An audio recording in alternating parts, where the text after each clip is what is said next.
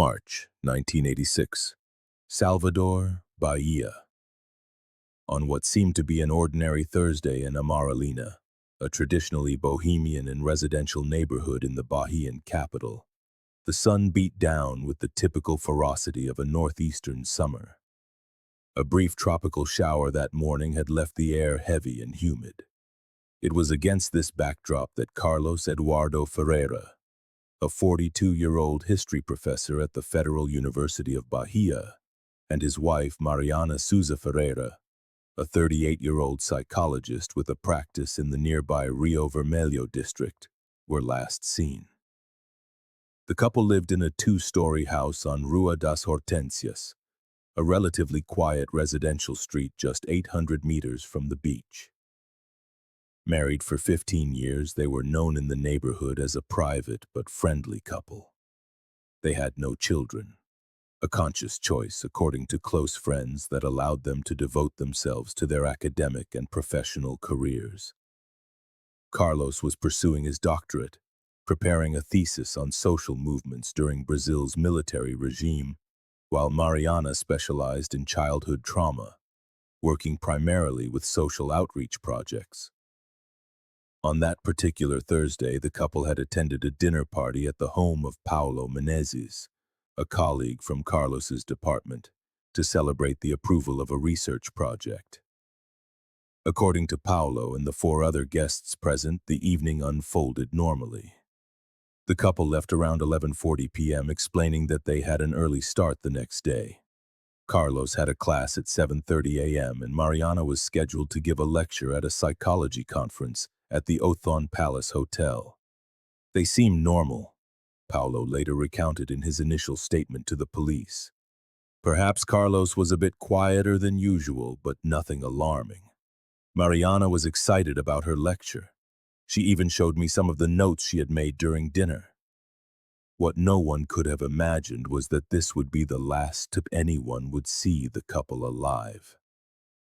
The next morning, March 14th, Carlos failed to show up for his class, an extremely unusual occurrence for a professor known for his strict punctuality. Mariana also missed her lecture, leaving organizers and attendees waiting for nearly an hour before a last-minute replacement was found. It was Joana Silva, the secretary of the history department at the university, who first sensed something was wrong. After trying to reach Carlos by phone several times without success, she called the department head, who authorized a visit to the professor's residence. I rang the doorbell insistently. I knocked on the door. I walked around the house, but there was no sign of movement, Joanna stated in her deposition. Their car, a navy blue Volkswagen Passat, wasn't in the garage. The windows were closed, but the living room curtains were open, which I found strange. The initial theory was a family emergency or perhaps a traffic accident. Hospitals in the area were contacted, but no admission records for the couple were found. Mariana's parents, who lived in Aracaju, and Carlos's brother in São Paulo were also contacted, but none had heard from them. On March 15th, 48 hours after the couple was last seen, Mariana's father, Antonio Souza, filed a missing persons report at the 7th Civil Police Precinct in Salvador. The case was initially classified as a voluntary disappearance, a common designation at the time for missing adults with no obvious signs of violence. The first searches focused on hospitals, bus terminals, and even inns along the northern coast, on the off chance they had taken an unannounced trip. The couple's car was also added to the police watch list. Authorities conducted a preliminary inspection of the residence, accompanied by Mariana's father, who had a spare key. Nothing seemed out of place. Clothes were in the closets, and personal documents, including their passports, were in the drawers. There were no signs of a break-in or a struggle. The only notable detail was a faint odor in the kitchen, which was attributed to spoiling food in the refrigerator. It looked as if they had just stepped out to buy bread and would be back at any moment, declared Detective Renato Nunes, the lead investigator at the time.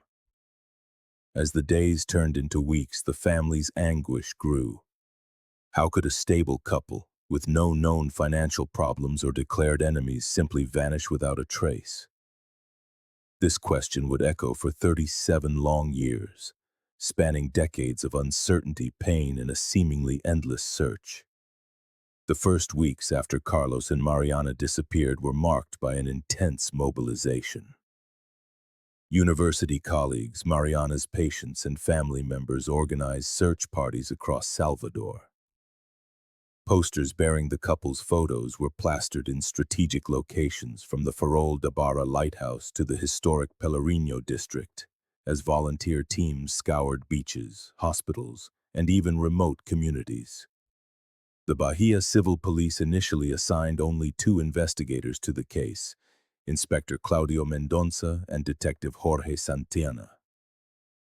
In their early reports, both highlighted the complete lack of concrete evidence to guide their investigation. "It was as if we were hunting for ghosts," Inspector Mendonça wrote in a report dated April 2, 1986. "There were no witnesses to an abduction, no record of suspicious bank activity, no bodies, no anything." The first potential lead emerged on April 8, 1986, when the couple's navy blue Passat was found abandoned in the Porto da Barra area, approximately 7 kilometers from their home. The car was locked, showed no signs of tampering, and was legally parked. Inside, police found only a pair of sunglasses belonging to Mariana and a book by Gabriel Garcia Marquez on the back seat. Forensics found no fingerprints other than those of the couple and a few close friends who often rode in the vehicle. This discovery, rather than offering clarity, only deepened the mystery. Why would the car be abandoned in a busy tourist area? Had they willingly boarded another vehicle, or had they been forced? The investigation branched into 3 main avenues: their professional lives, their personal relationships, and the possibility of a premeditated crime. At the university, Carlos's colleagues were thoroughly interviewed. It was discovered that his research on student movements during the military dictatorship was a topic that remained sensitive in 1986, just 1 year after the regime's end. A few colleagues mentioned that Carlos had spoken of some important documents he had recently uncovered, but no one could specify what they were. Carlos was excited about a discovery, but he was very private about the details, one colleague reported. He only said that it could change some historical narratives. The theory that his research might have angered powerful people gained traction, especially given the political climate, but no concrete evidence ever supported it. As for Mariana, her patients were contacted discreetly. As a psychologist, she worked with people from diverse backgrounds, including victims of domestic violence referred by social projects. The possibility that a violent family member of a patient could have targeted her was investigated, but no connections were made. The couple's finances were meticulously analyzed. Their bank accounts showed normal spending patterns, with no large withdrawals or suspicious transfers in the days leading up to their disappearance. They were financially stable with no significant debts. The only unusual item was a deposit of 3.5 million cruzeiros, equivalent to about 8,000 Brazilian reais in modern currency, made by Carlos 3 days before they vanished. According to family, the money was intended for a roof repair. Interviews with neighbors brought a puzzling element to light. An elderly neighbor, 76-year-old Carmen Oliveira, reported seeing a large, black, official-looking car parked in front of the couple's house in the early hours of March 15th. She claimed 2 men, well-dressed in suits despite the heat, sat inside the vehicle for about an hour. Mrs. Oliveira couldn't identify the car's model or see its license plate. "I thought it was strange, those men in suits at that hour," she declared. "I thought they might be politicians or important people visiting the professor, because he knew a lot of people, but it was very late for a visit." Her testimony raised the possibility of surveillance or even an organized operation, but it was met with skepticism by investigators, given her advanced age and the fact that no other neighbors could corroborate her account. Another seemingly promising lead came from a gas station attendant on the BR 324 highway who claimed to have refueled the couple's car around 5:30 a.m. on March 14th. He stated that Carlos seemed nervous, constantly checking his rearview mirror, while Mariana appeared to be asleep in the passenger seat. This information suggested a voluntary escape, but the witness's credibility was later questioned when it was discovered he had a history of giving false testimony in other cases. As the months wore on, the case gradually lost priority. Bahia, like much of Brazil in the 1980s, faced high rates of violent crime, and investigative resources were constantly being diverted to more urgent cases. By September 1986, 6 months after the disappearance, the case was effectively shelved, though it technically remained open.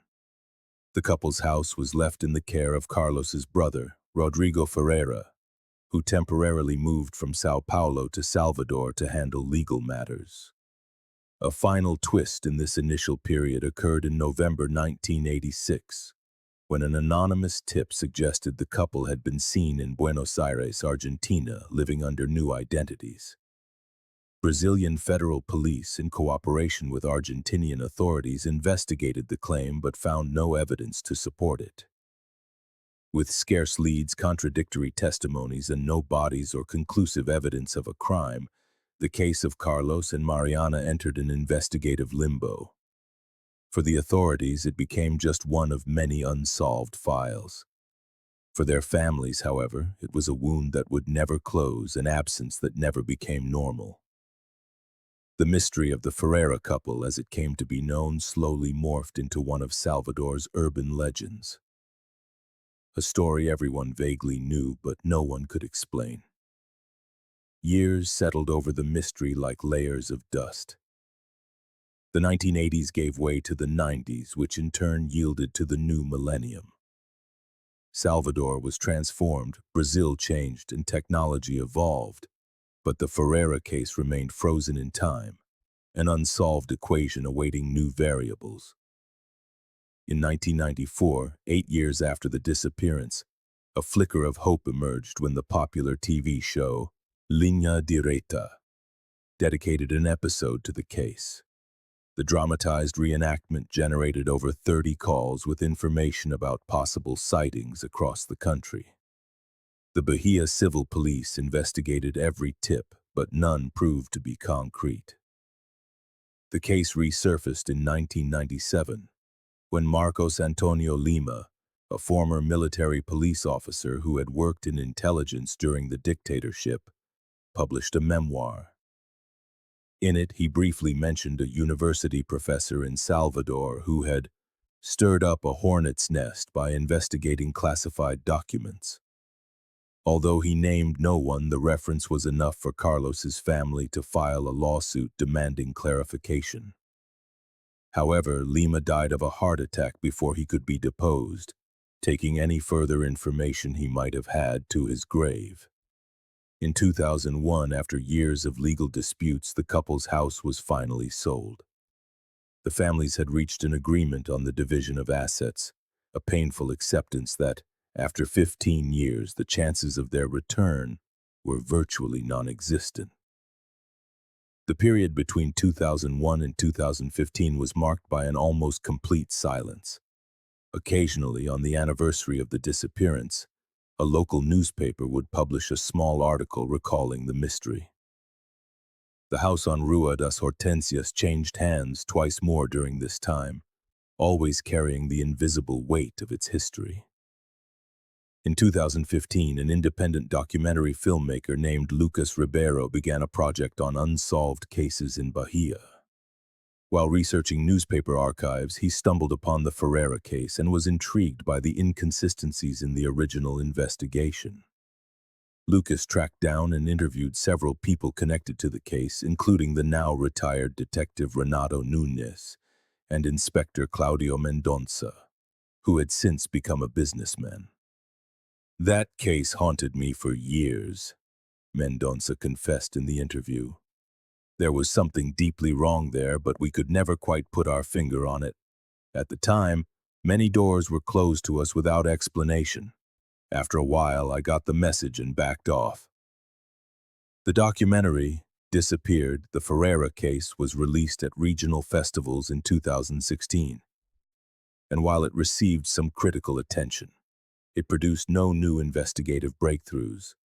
The renewed attention, however, placed the case back on the public's radar, inspiring a group of law students from the Federal University of Bahia to create the Memory Project. Their mission was to revisit unsolved cases with potential political ties from the country's period of redemocratization.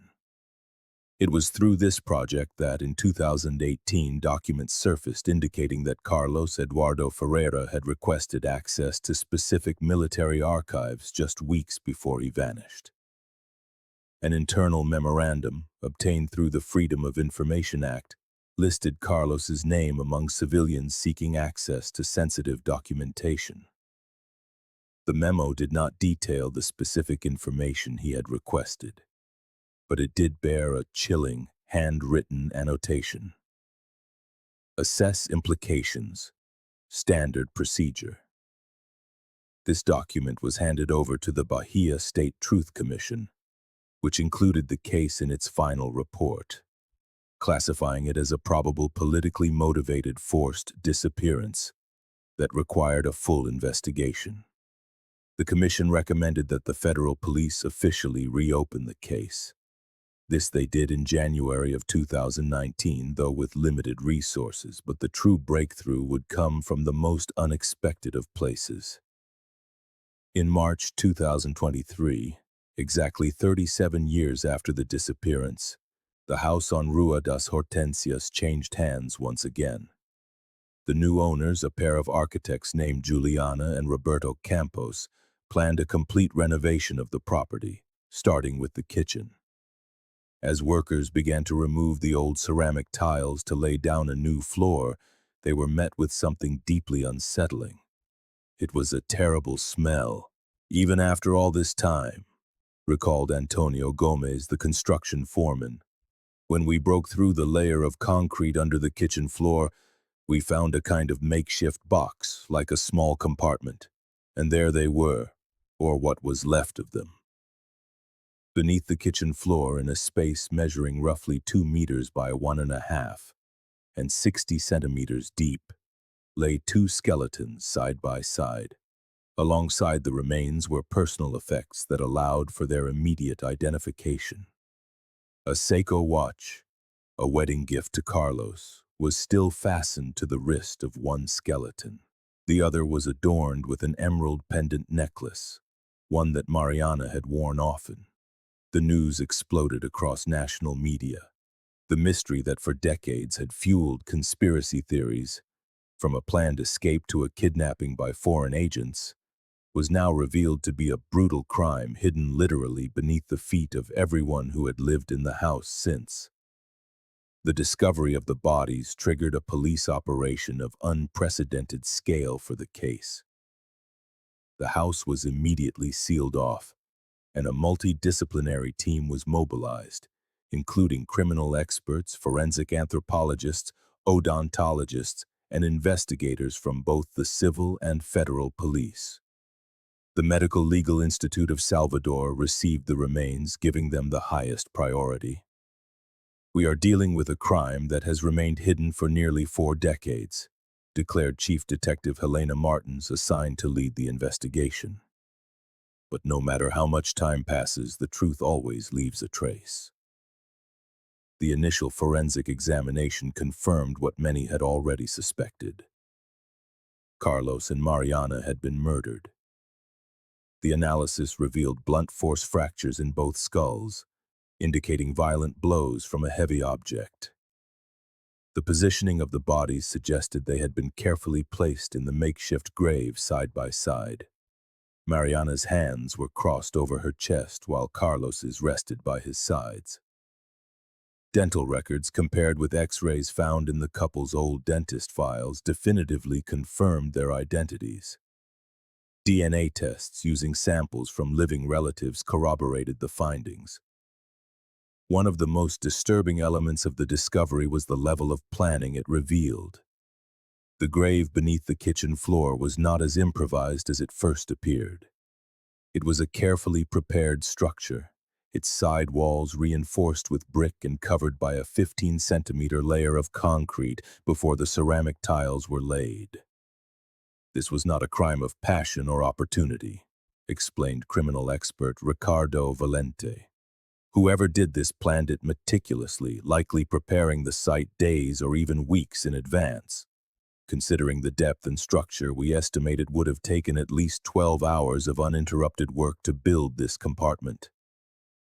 Analysis of the concrete confirmed its composition was typical of the 1980s, placing the burial at the time of the disappearance. Tool marks found on the edges of the structure matched models of shovels and trowels available on the Brazilian market during that period. Based on the physical evidence and forensic reports, the police reconstructed the likely events of that fateful night in March 1986. The couple returned home around midnight after having dinner at Paulo Menezes' residence. Upon entering, they were ambushed by one or more assailants already inside the house. Carlos was struck first with a blow to the back of his head, probably as he entered the kitchen. Mariana, likely hearing the impact or seeing her husband fall, was also attacked. The skull fractures are consistent with blows from a heavy, solid object, possibly a large hammer or a similar tool, detailed the medical examiner. The absence of defensive wounds suggests they were taken completely by surprise with no chance to react. After the murders, their bodies were carefully placed in the pre-dug compartment covered with concrete and sealed over with the original ceramic tiles, erasing any visible trace of the crime. Whoever did this knew the house well and had the time and privacy to work, observed Detective Helena. This was not a random home invasion. The killers had a specific objective and knowledge of the location. One question that puzzled investigators was how the killers had managed to clean the crime scene so thoroughly. Such a violent death would have produced a considerable amount of blood. The answer came when experts analyzing old photographs of the house noticed that the kitchen floor in 1986 was different from the one found in 2023. The original flooring was completely replaced shortly after the murders, Ricardo Valente explained. This means that in addition to preparing the grave, the criminals also brought materials to completely retile the kitchen. That indicates significant resources and a level of planning far beyond that of a common criminal. With this new information, investigators re-examined the old witness statements and police reports. The testimony of Dona Carmen Oliveira, the elderly neighbor who reported seeing an official-looking car and men in suits on the morning after the disappearance, suddenly gained new relevance. The investigation also focused on the political context and Carlos's research. Documents from the Truth Commission and recently declassified files from the former National Information Service, or SNI, revealed that Carlos had been investigating Operation Radar, a coordinated action by the military dictatorship's repressive organs to eliminate members of the Brazilian Communist Party between 1973 and 1976. Carlos had uncovered connections between certain officers still active in 1986 and forced disappearances during the dictatorship, explained Roberto Santos, a historian assisting with the investigation. Specifically, he had located documents suggesting that certain unofficial operations continued even after the formal return to democracy. This line of inquiry led to a specific name, Colonel Augusto Vieira, an army officer who in 1986 was working for military intelligence in Salvador. Vieira, who had passed away in 2011, was mentioned in documents as a regional counterintelligence supervisor and appeared in photographs from social events alongside civil and military authorities of the era. A crucial turning point came when investigators located Jorge Medeiros, Colonel Vieira's former driver. Initially reluctant to speak, Medeiros eventually provided a shocking testimony in exchange for protection. The colonel was obsessed with the professor, Medeiros recounted. He said he was stirring up a hornet's nest, that some secrets needed to stay buried. On the night of March 14th, I was instructed to drop him off on Rua das Hortensias and only return when called. I waited in the car for almost 2 hours, a few blocks away. When I came back to pick him up, around 4 in the morning, he wasn't alone.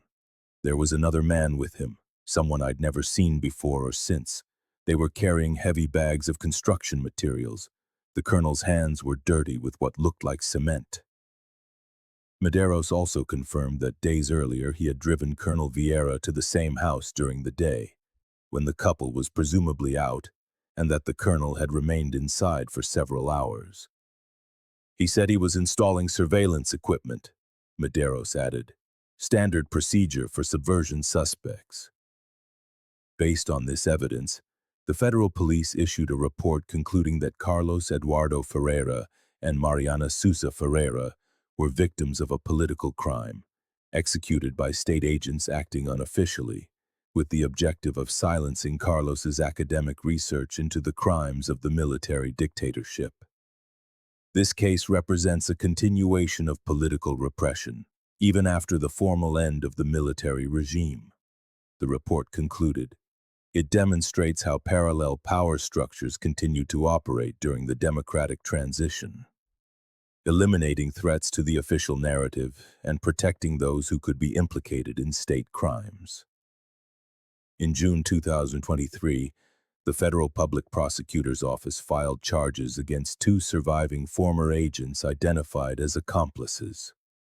José Roberto Almeida, a former sergeant who worked directly under Colonel Vieira's command, and Paulo Enrique Machado, a civilian who had acted as an informant embedded within the university.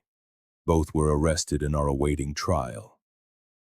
For the families of Carlos and Mariana, the discovery brought a mixture of renewed pain and belated relief. For 37 years we lived in a limbo between hope and mourning, said Rodrigo Ferreira, Carlos's brother, now 75. At least now, we can give them a dignified burial and begin the farewell that was denied to us for so long.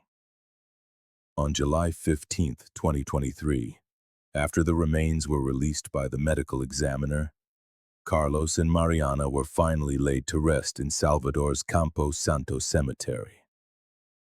The service brought together family, old friends, colleagues, human rights activists, and students from the university. Though marked by sadness, the ceremony was also an act of resistance and remembrance. They tried to erase Carlos and Mariana, to literally bury them under concrete. A representative of the Commission of Families of the Politically Dead and Disappeared declared in a speech. But the truth, as we see today, always finds a way to the surface. Every person found is a victory for memory over oblivion, for justice over impunity. The case of the Ferreira couple, with its late but definitive resolution, left deep marks not only on the families involved but on Brazilian society as a whole.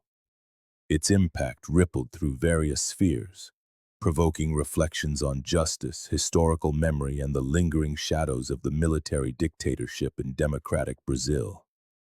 In the months that followed, the legal proceedings against the living suspects moved slowly, facing bureaucratic hurdles and attempts by the defense to have the case dismissed. While José Roberto Almeida and Paulo Henrique Machado remained in custody, their lawyers argued that the statute of limitations had expired.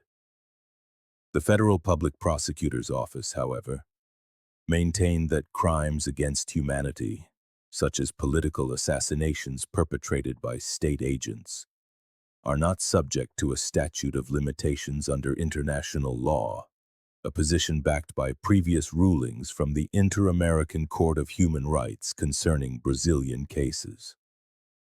There is no expiration date on the search for justice for crimes of this nature, affirmed Federal Prosecutor Debra Duprat at a press conference.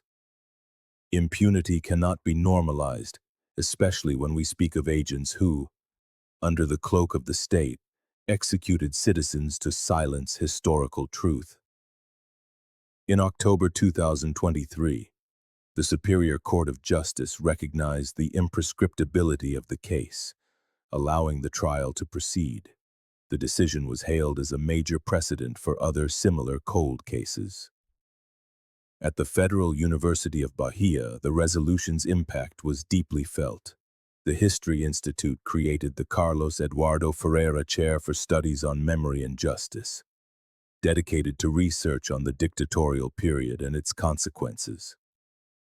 Carlos's old office, which had been used as a storage room for decades, was transformed into a memorial, housing his books, papers, and a permanent exhibition on his life and work. The students of the Memory Project, who had been instrumental in reopening the case, expanded their efforts, creating a permanent center for research and legal aid for the families of the politically disappeared. Their work has since led to the reopening of 3 other cases from the 1980s that had previously been shelved. In the cultural sphere, the case inspired artistic productions that helped to share its story and significance.